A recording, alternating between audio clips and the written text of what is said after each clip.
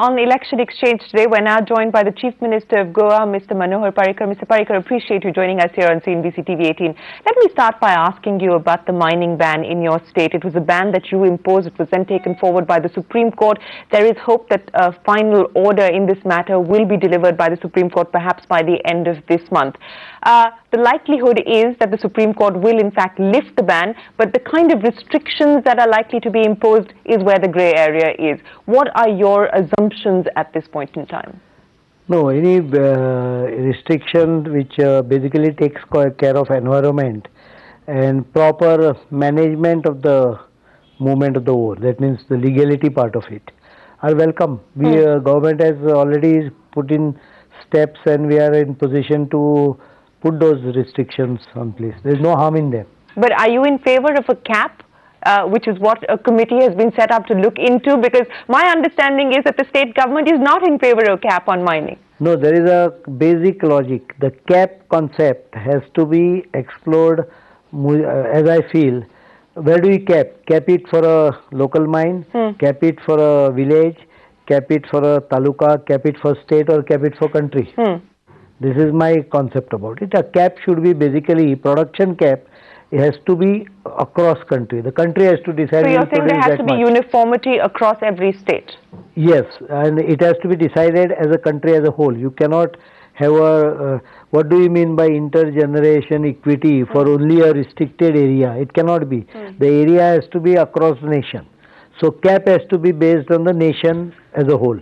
For an individual mine, the cap exists through an environment clearance certificate. Right. There is already a cap. The cap we are proposing is because of logistic and other problems.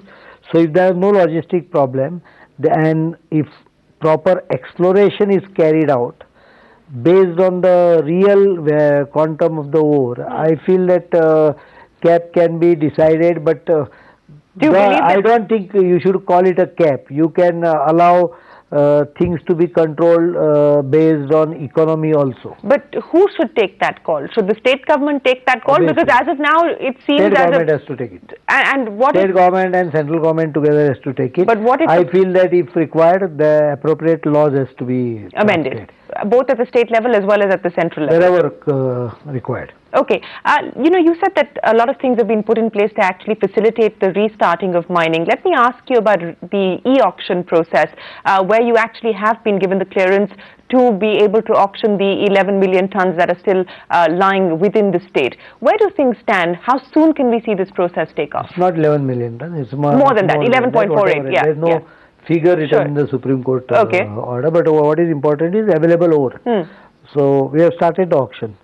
17th February, I think, is the first lot, about 7-8 lakh tons, almost a million, which is mostly lying on jetties and port, which is being cleared. So that jetties get cleared, an empty plot, we can start movement of the ore from the pit heads. So you're saying on the 17th, the first auction will take place? Probably will take place. Okay. You've also spoken about, or there have been reports of differences as far as your opinion is concerned on the buffer zone. Environmentalists believe that the buffer zone should be at least 10 kilometers. You believe that it should be at least 1 kilometer. And you believe if it's 10 kilometers, all activity will come to a virtual halt as far as states like Goa are concerned. First of all, the buffer zone concept is not understood by me at all. When you have declared a particular area as a wildlife, you have already taken into consideration the buffer zone.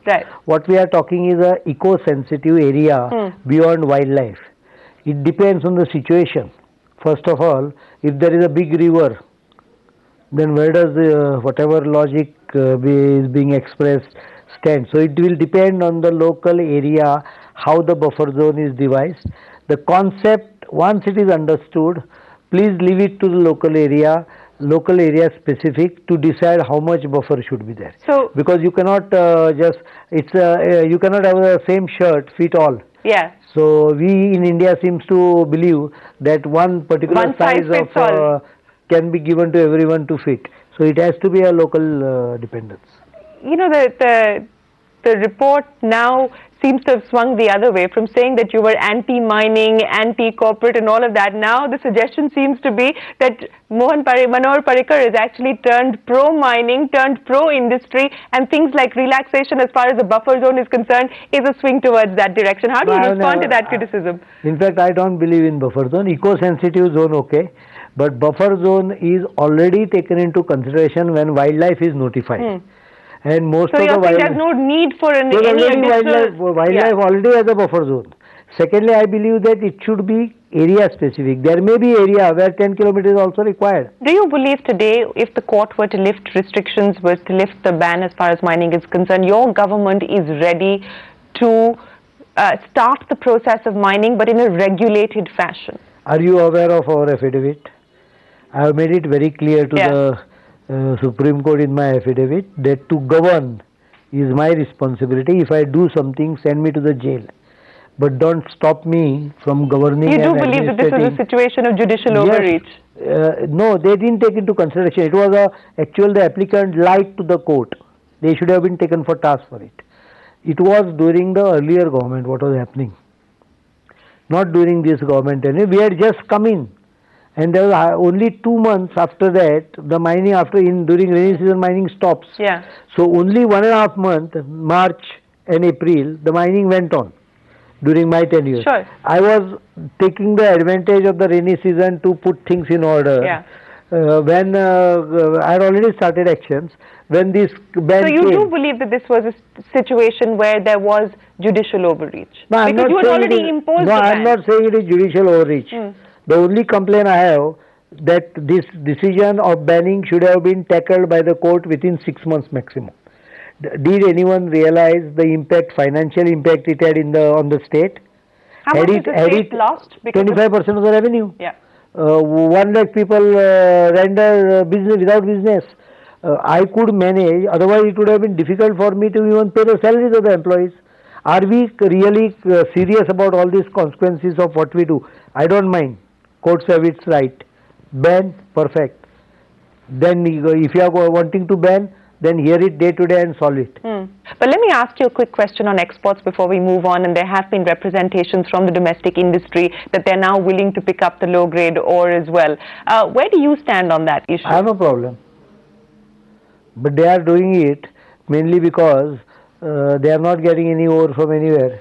That is why they are showing this willingness. The moment they get ore, they will disappear.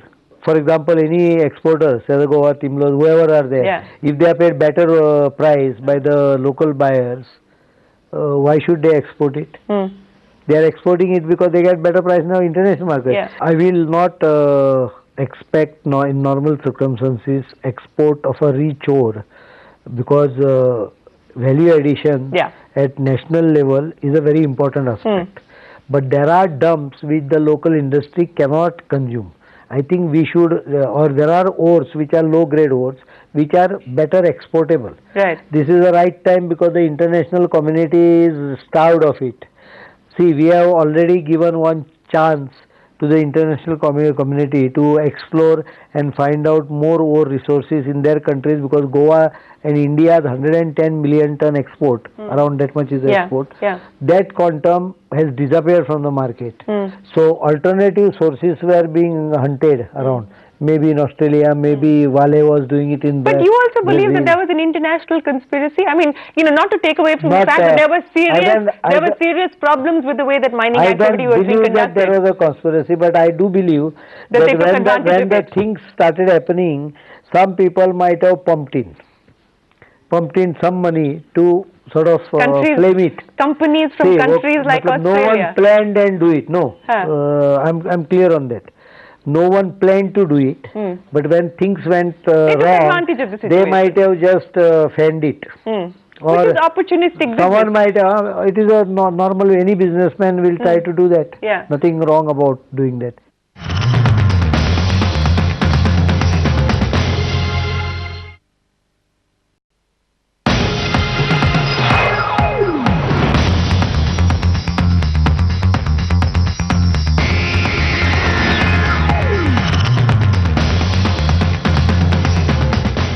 let me move away from mining and talk to you about your vision as far as Goa is concerned. And I know that you believe that you can actually take GDP growth to 15%. It's fallen from 2010 to about 8.4%. You hope that by the end of this fiscal you should close at 12%. Are you on target to do that? Yes, obviously. Minus mining, my growth is even without mining, I am growing at a rate of 10 to 12. Maybe 8, maybe 12. In between somewhere we are not able to. So 15 is incumbent on mining coming back on stream. If mining come, it immediately will jump to 15 without any problem. Yeah. But even otherwise, why only 15? Goa has a potential of much faster growth. Goa is one of the states which promotes agriculture the best in the country. You will be shocked to know that, for example, animal husbandry, I will mix up the two issues because it's a part of the same group. We pay 9 rupees 40 paisa per liter support price to the farmers. We give farmers 90% subsidy in purchase of animals, milking animals. Then we give them all other kinds of support. So you are in favor of subsidies? Absolutely. Subsidies is... But you're not in favor of the kind of subsidies the Delhi government is doling out? Which one? For instance, power subsidies, water subsidies. You're not in favor of that? No, who said? I'm asking. No. Because there are comments that have come in from you that you want to disassociate yourself from other IITian chief ministers. The reference obliquely would be, I would imagine, to Arvind Kejriwal. No, I said that IIT is not a political brand. Therefore, you cannot compare yourself with all IITians. And I have been in IIT for 7 years, so I know there are variety of different varieties of IITians. So are you and Arvind Kejriwal part of the same brand of IITians or not? No, or the same group of IITians? 1 minute. IIT is not a brand for my political activity. Right. IIT may brand me on intellectual level. But IIT does not brand me on a political level. Political level, my branding is my whatever I deliver to the people. Deliverability is very important. See, the subsidy you raise, I will start from subsidy and I will explain you in 2 minutes. Sure. Subsidy to the right person who needs it is absolutely must in essential items. But subsidy to the wrong person is what I don't like. What I said is very clear. In Goa, for example, the power rates are only 1 rupee 20 paisa. So but how did we achieve 1 rupee 20 paisa? By reducing the cost and stopping the leakages. We don't subsidize much. Because of this coal problem, some subsidy has to be given now. But otherwise, 1 rupee 20 paisa was economically achieved. And Goa Electric Department is virtually slightly losing money, not bleeding like discoms here. So you have to achieve low price by better efficiency. I was a mass coordinator. I brought down the bills from 180 rupees in 1975 to 140 rupees in 3 months.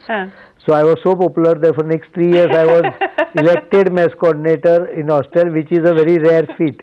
Anyway, from subsidy to exercise, a lot of people started comparing me about simplicity. I believe simplicity is my life. It is my way of life. It does not have any impact on my delivering capacity. Governance is a different thing. In governance, you have to execute things. Whatever you promise, you have to get it executed through all hurdles.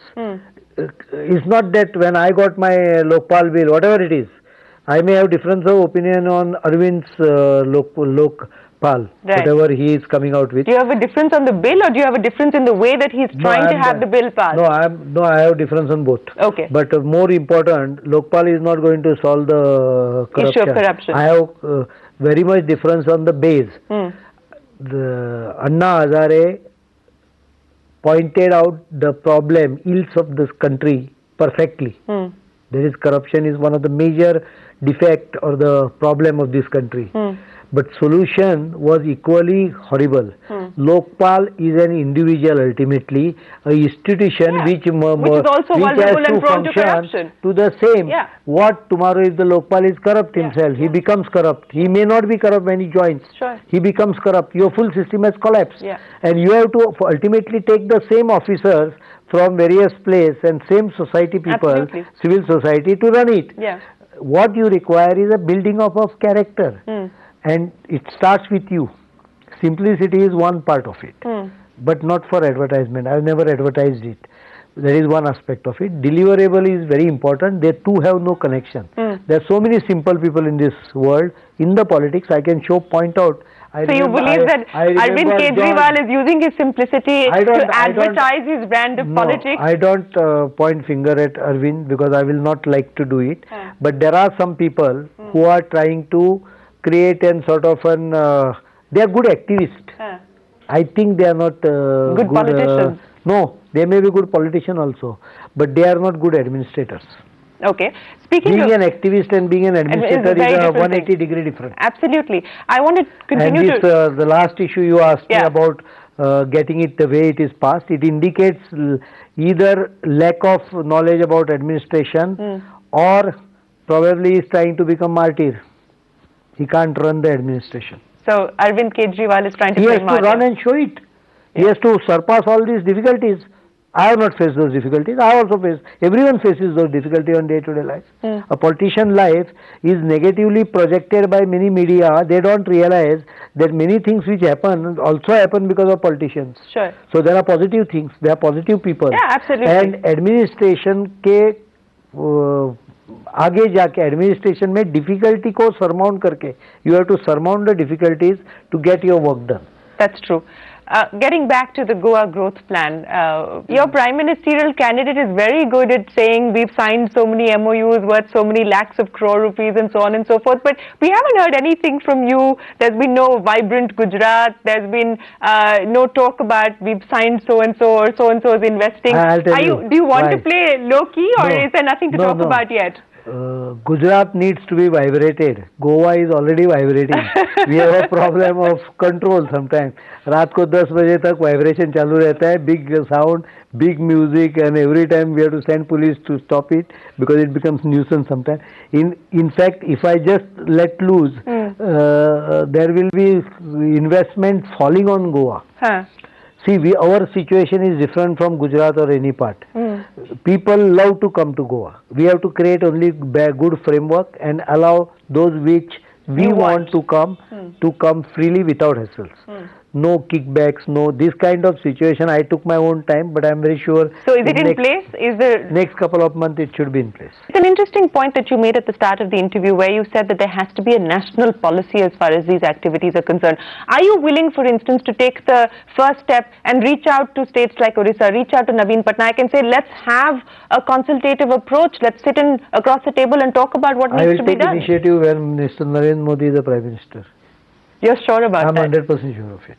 You believe majority, or do you believe that you'll cross 200 and with the help of allies? Yeah, I will not go into the hazard of guessing figures. But I can tell you only what the things are moving in the right direction, which even the media has accepted that the hawa bhar raha hai. तो वो हवा आपको किधर लेके जाएगी? Don't keep the people of this country are very intelligent. We the city folks and so-called intellectuals sometimes get fooled by drumming. But village folks are very sound and they understand. They know that this is a time when a country needs a person who takes decision and delivers. This is not a time when country needs bottlenecks and this. That does not mean you have to taking decision does not mean you have to take a negative decision or take a decision which is damaging. But once you come to a conclusion, you should be having the capacity of taking decision. Today there is no decision making ability and there is no person who takes responsibility for any decision. So if Narendra Modi were to become Prime Minister, Manohar Parrikar, do you see yourself... I'll take initiative in this line. I have not said I'll come to Delhi. And take initiative in Delhi as well? That aspect I have not at all said because I have been elected as the Chief Minister of the state by the people of the state. But is that something that you aspire to do? No.